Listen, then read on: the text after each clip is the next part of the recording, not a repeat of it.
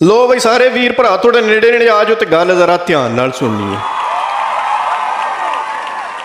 एक आबद था, इसने सुना कि गांव के बाहर लोग एक दरख्त की पूजा करते हैं। आबद ने कुल्हाड़ा उठाया, इसे काटने जा रहा था कि रास्ते में शैतान ने रोक कर पूछा तो आबद ने अपना इरादा बता दिया। शैतान ने इसे रोकने की हर चंद कोशिश की, हत्ता कि इससे हाथापाई शुरू की तो आबद ने उसे पछाड़ डाला। शैतान को कोई रास्ता नजर ना आया तो उसने ये ऑफर की कि तुम इतना माल ले लो लेकिन इरादा कल तक तर्क कर दो। जिस पर आबद ने सोचा कि काम तो मैंने करना ही है, क्यों ना कल कर लिया जाए ताकि थोड़ा माल भी आ जाए और मेरे हालात भी बेहतर हो जाएंगे। दूसरे दिन भी यही मामला हुआ तो शैतान ने माल भिजवा दिया तो आबद ने अपना फैसला मौखर कर दिया। कुछ अरसा तो ऐसा चलता रहा, शैतान माल भेज देता और आबद इरादा कल पर डाल देता। लेकिन फिर शैतान ने माल भेजना बंद कर दिया तो आबद को गुस्सा आया, कुल्हाड़ा उठाया और दरख्त काटने चल पड़ा। इस बार फिर शैतान रास्ते में मिला, दोनों में तकरार के बाद हाथापाई हुई तो शैतान ने इस बार आबद को पछाड़ डाला। आबद ने हैरान होकर इससे पूछा कि पिछली बार मैंने तुझे पछाड़ा था लेकिन इस बार तुमने कैसे पछाड़ डाला? तो शैतान ने इसे बताया